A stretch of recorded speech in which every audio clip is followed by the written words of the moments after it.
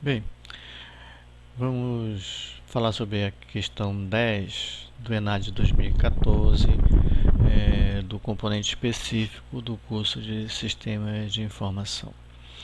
Essa questão, para que ela seja resolvida, é necessário que a gente tenha conhecimento a respeito de alguns elementos.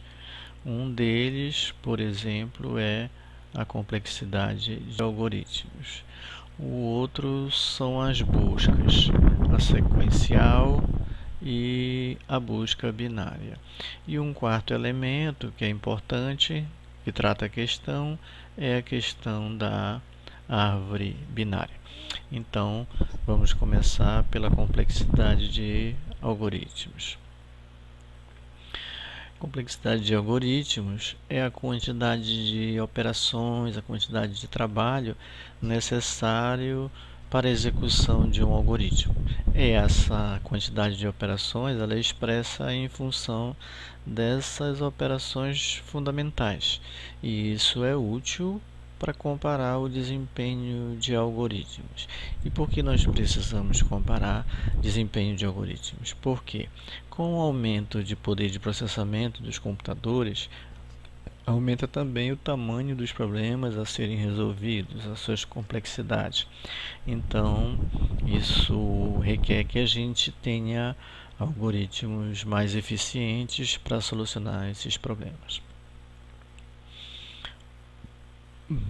A complexidade de algoritmos utiliza uma notação chamada Big O, grande O, para representar uma determinada função, para apresentar então a complexidade desses algoritmos. Para determinar a complexidade, se conta o número de operações que o algoritmo faz. Por exemplo, comparações, trocas, leituras a disco e etc. Depois, então, a gente determina uma expressão que representa essa quantidade de operações. E essa complexidade é uma função em termos de n. Por exemplo, se a gente está tratando de algoritmos que realiza operações sobre um vetor de n elementos, então nós expressamos o Big O em função desse n, que é o número de elementos do vetor e que a gente chama de número de entrada de dados. A execução de um algoritmo é dividida em passos, e esse número de passos é considerado como o número de execuções da operação dominante em função das entradas. A operação dominante é aquela que ocorre mais vezes, com maior frequência. Então, mesmo que um algoritmo realize mais um tipo de operação diferente, então a gente considera, para determinar a complexidade, aquela operação que a gente chama de dominante. Por exemplo, uma complexidade O de n, como assim representado, que nós chamamos de linear, indica que o número de operações é diretamente proporcional ao número de itens. Como no caso do array de n elementos, se a complexidade for linear, significa que essa complexidade é diretamente proporcional ao número de elementos do vetor. Por exemplo, se a gente tem dois vetores x e y que nós queremos somar e produzir um terceiro, então a gente precisa realizar n operações de soma, porque numa soma de dois vetores a gente soma os elementos correspondentes. O elemento na posição 0 de x com o elemento na posição 0 de y e assim por diante. Então, o número de somas é n, isso significaria que a complexidade desse algoritmo seria n. Um outro caso seria a soma de matrizes. Então, matrizes são estruturas, por exemplo, assim.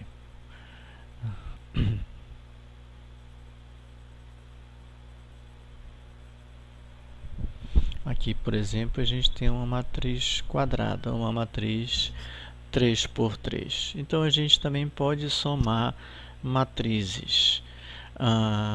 As operações sobre matrizes, elas também são realizadas utilizando uma estrutura para, onde uma variável varia de 0 até n-1. Cada elemento da matriz é acessada utilizando dois índices, por exemplo, I e J, que representam linha e coluna. Então, para realizar uma soma de duas matrizes em função de n, que seria número de linhas e número de colunas, então a gente precisa realizar n vezes n operações, que seria o número de linhas multiplicado pelo número de colunas. Então, esse Big O seria n ao quadrado. Bom, na complexidade, a gente precisa considerar três perspectivas: o pior caso, o melhor caso e o caso médio. O pior caso a gente precisa determinar o que acontece no pior caso, aquele caso que leva mais tempo, que leva mais operações. O melhor caso é o que acontece no melhor caso. E o caso médio, que é o mais difícil de determinar, normalmente realiza cálculos complexos, é o que representa mais corretamente a complexidade.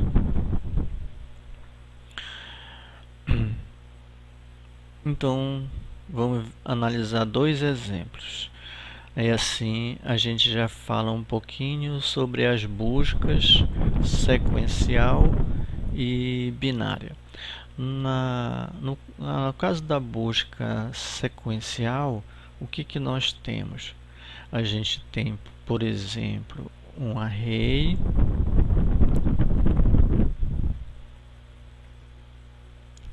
que representa um array com 8 elementos.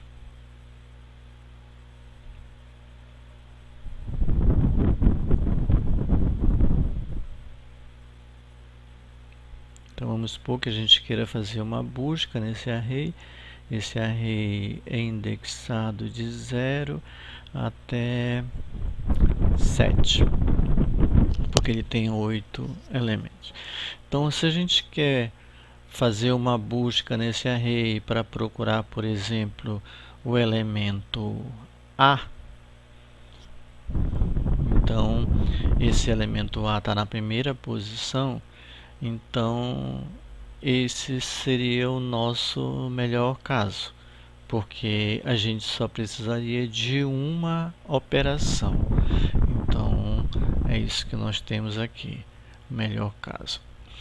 Se a gente precisar buscar o elemento H ou então qualquer outro elemento que não exista no array, então a gente precisa fazer n comparações. A gente vai precisar percorrer o array inteiro, tá? Em busca desse elemento, comparando cada um deles, tá? Até que a gente encontre aquele que a gente deseja. Então, se o array tem n elementos, a gente precisa fazer n comparações. Então, esse é o pior caso. Então, no pior caso, a gente tem um Big O de n. No melhor caso, a gente tem um Big O de 1. Aqui são n operações e aqui é uma operação. No caso médio, a gente considera que o elemento estaria aproximadamente no meio do vetor. Então, a gente precisaria fazer n comparações dividido por 2, n elementos dividido por 2 comparações. Então, o Big O seria O n dividido por 2. Como a gente procura sempre representar em função de n, sem levar em consideração esses fatores, como o dividido por 2, então a gente conclui que a complexidade da busca sequencial ou linear é O de n, que é chamada complexidade linear. O próximo exemplo é a complexidade do algoritmo de busca binária. Bom, o cálculo da complexidade do algoritmo de busca binária é um caso mais complexo. Então, não está no escopo do curso de sistemas de informação a gente determinar ou realizar cálculos complexos de complexidade. Então, como que se dá a busca binária? A busca binária considera parte do princípio que o array está ordenado. Então, por exemplo, aquele mesmo array que eu tinha lá, eu teria, por exemplo, aqui B, C, D, E, F, G, H. E aqui iniciando em 0, em 7. Como que funciona a busca binária? A gente vai dividir o array no meio e verificar onde que se encontra o elemento que a gente quer procurar. Por exemplo, vamos supor que a gente queira procurar o G. O G está aqui.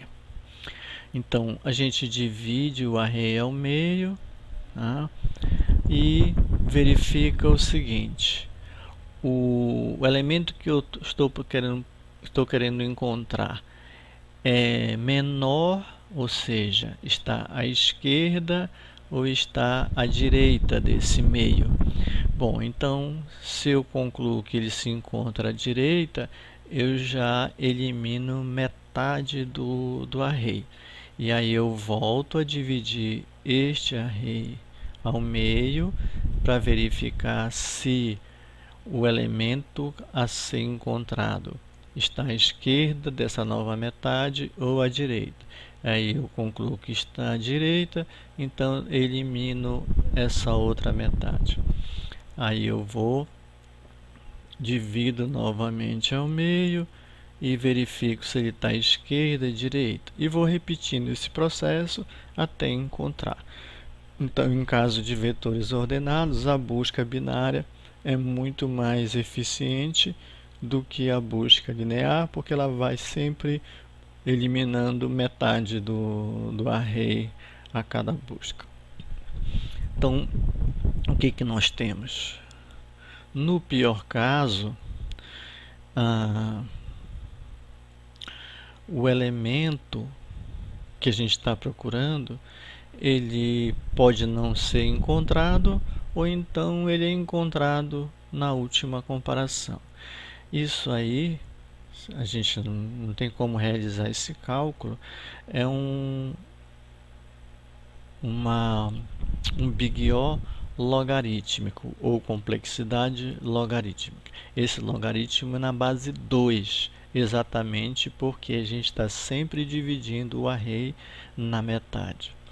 O melhor caso é quando o elemento encontrado está na primeira comparação. Então, quando a gente divide o array e o elemento que se encontra no meio do array é exatamente aquele que a gente busca. Nesse caso, a complexidade é constante, porque eu precisei de apenas uma operação. O caso médio é quando o elemento encontra-se próximo ao meio da árvore.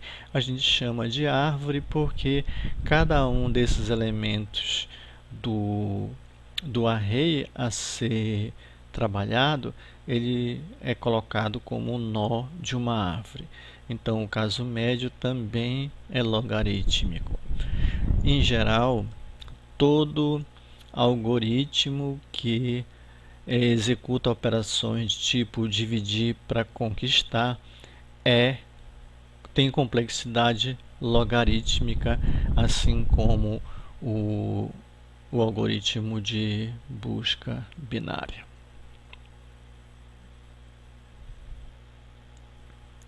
Então aqui a gente tem algumas complexidades mais comuns, por exemplo, a constante, a logarítmica, são duas que a gente acabou de falar. A gente tem a linear, são as três que nós falamos.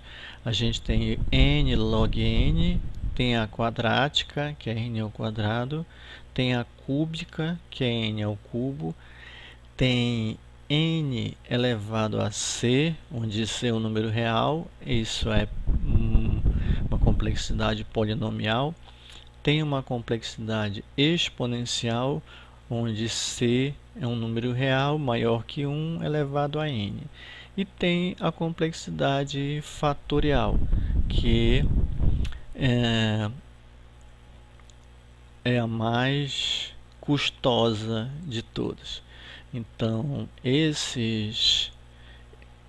essas complexidades, elas vão diminuindo o desempenho de cima para baixo. Então, a constante ela é mais rápida que a logarítmica é mais rápida que a linear e assim por diante até a fatorial, que é a mais lenta de todas. Então é isso. No próximo vídeo a gente vai falar sobre árvore binária, para então a gente poder responder a questão.